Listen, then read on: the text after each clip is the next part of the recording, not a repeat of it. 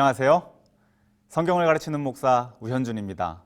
오늘은 두 번째 이야기, 교과서 이야기로 여러분과 함께 시간을 보내겠습니다. 한 이야기를 해드리겠습니다. 뉴질랜드에서 있었던 일인데요.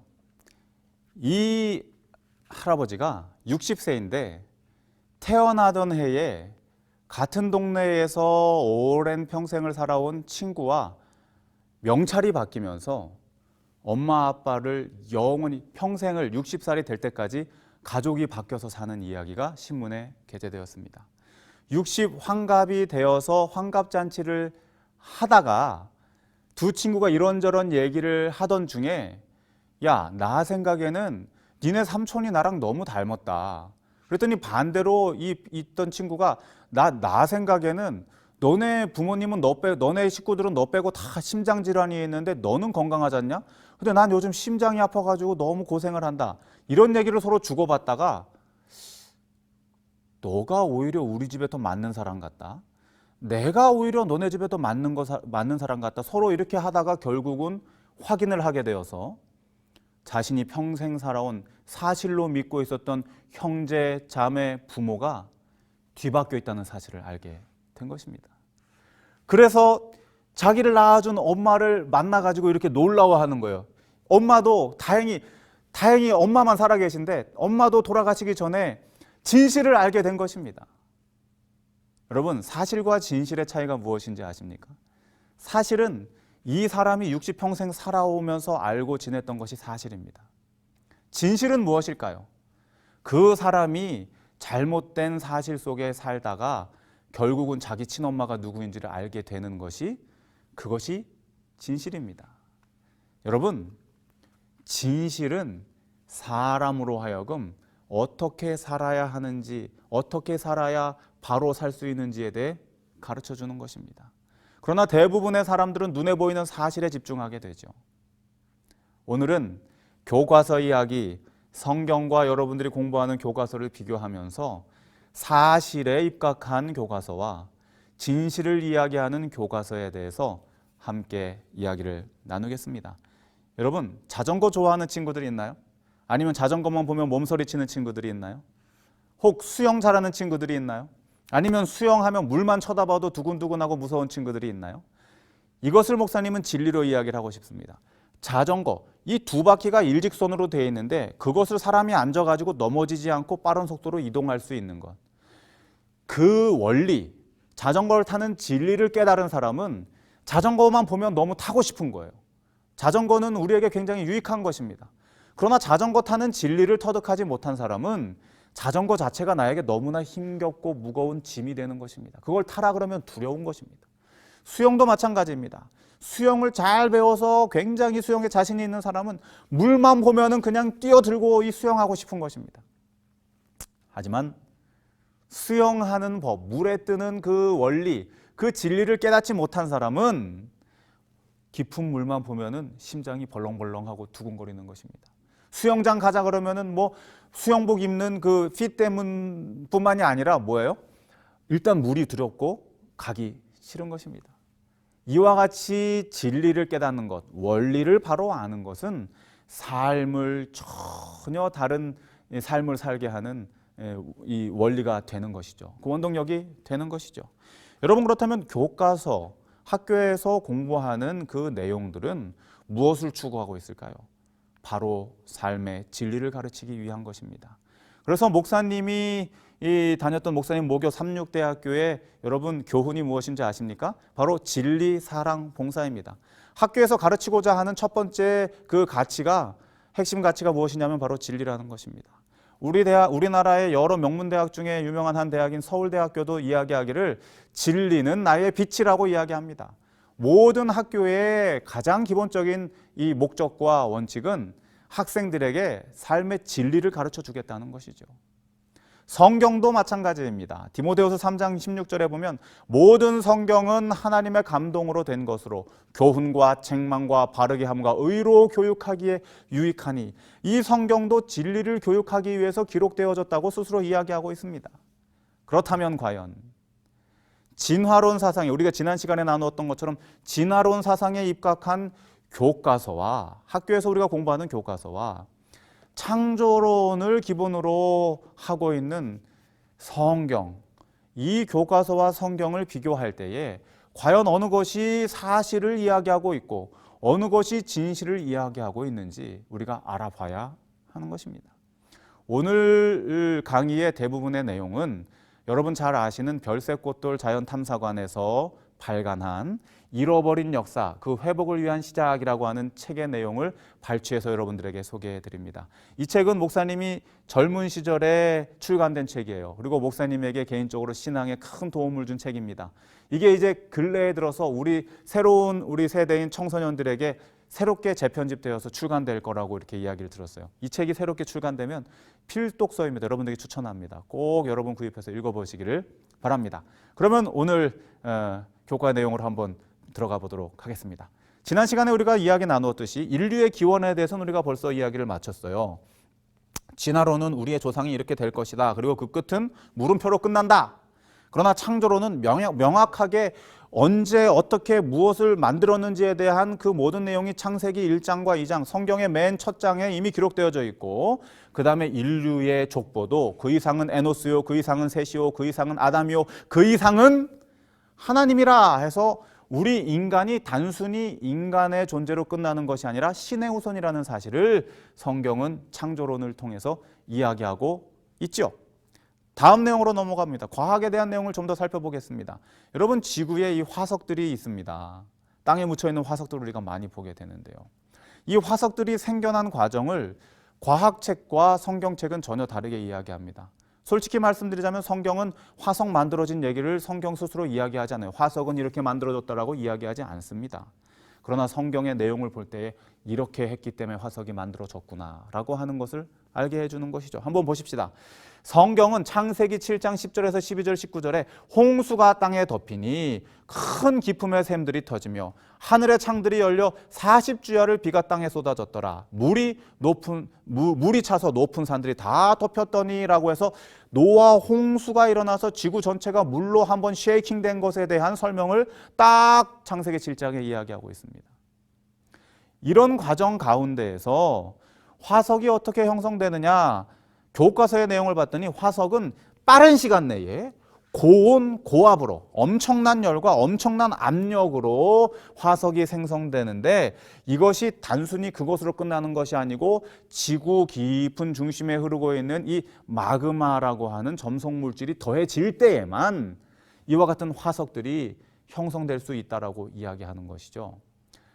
과학책에서는 이 내용이 동일 과정설이라고 해서 천년이건 만년이건 이 높은 산에서 자갈이 흘러내려오고 모래가 흘러내려오고 해가지고 죽은 물고기나 이파리들이 그 흙들에 덮여서 화석이 됐다라고 주장하는 동일 과정설을 일반 과학책에서는 이야기하지만, 과학자들도 스스로 이야기하기를 단시간 내에 고온과 고압 그리고 마그마의 점성 물질이 함께 가미되어야만 이 네 가지가 한 공간에 이렇게 집약되어야만 화석이 만들어질 수 있다라고 이야기하는 것입니다.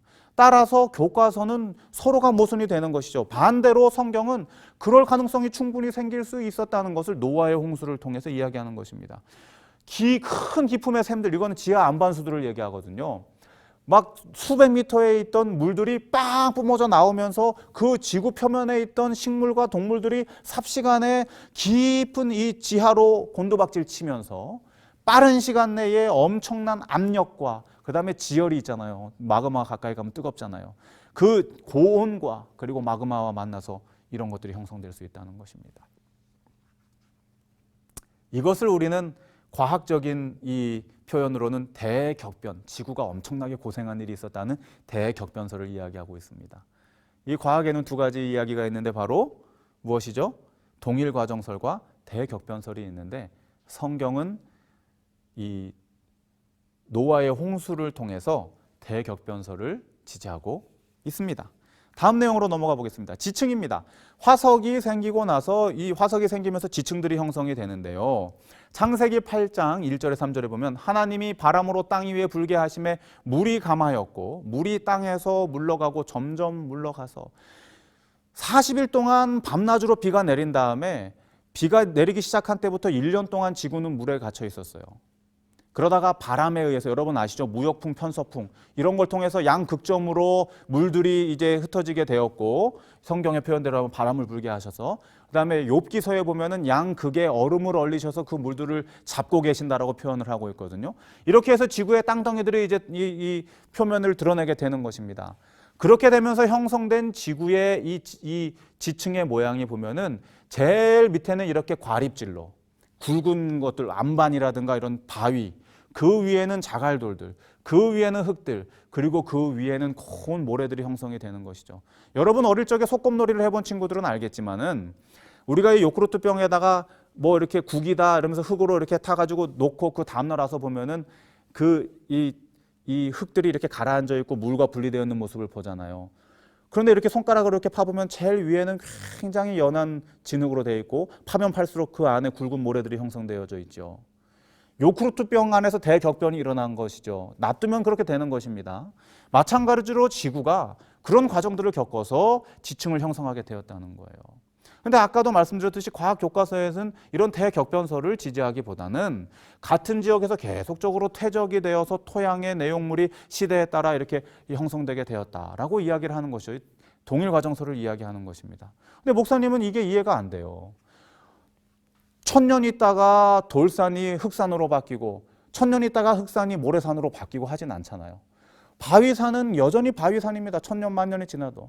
거기서 흘러내려오는 것은 여전히 바위 덩어리나 돌 덩어리밖에 없겠죠. 쌓이면은 돌 덩어리와 바위 덩어리만 쌓여야 되는데 어떻게 시간의 흐름에 따라서 이런 퇴적물들이 바뀔 수 있다는 거예요. 바뀔 수 있냐는 거예요. 이와 같이 동일 과정설로는 지구에 일어나고 있는 모든 현상들을 설명할 수 없는 것입니다.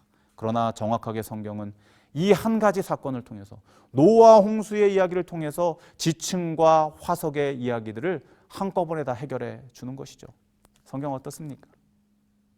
과학 이야기를 좀 더 해보겠습니다. 어느 날 이탈리아의 토리첼리라고 하는 사람이 이런 실린더랑 이 물 가지고 장난을 치다가 깨달았어요.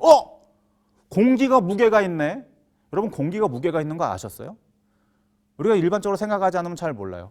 그런데 이 1643년에 이탈리아에 있는 토리첼리가 이걸 발견하고서 우와 공기 무게가 있다 발표해가지고 엄청나게 유명한 사람이 되었어요. 이 사람은 제가 볼 때 성경을 안 읽었습니다. 지금으로부터 3500년 전에 기록된 욥기에 이렇게 써 있습니다. 바람의 경중을 정하시며. 이미 욥기의 성경에는 바람의 무게가 있다, 공기의 무게가 있다라고 써놓았어요. 어느 것이 앞섭니까? 성경이 수천 년을 앞서는 것입니다. 다음 내용입니다. 물의 순환. 여러분 이 내용 알죠? 뭐 또랑물 모여서 개울물 모여서 뭐 큰 강물 알죠? 물의 순환에 대한 이 동요가 있습니다. 보십시오. 비가 내려서 이 실개천이 생겨서 강물이 되고 호수에 고였다가 강물이 되어서 바다에 내려가고 그것이 다시 이제 증발이 되어서 구름 타고 산으로 가서 이 물이 계속 순환을 한다. 이 내용을 17세기에 마리오트라고 하는 프랑스 사람이 이것을 증명을 해서 이 사람도 유명해졌어요. 근데 제가 볼 때 이 사람도 성경을 안 읽은 거예요. 왜요? 3500년 전에 기록된 성경 욥기에는 이미 그것을 기록해 놓았어요. 읽어볼까요? 그가 물을 가늘게 이끌어 올리신 즉 그것이 안개가 되어 비를 이루고.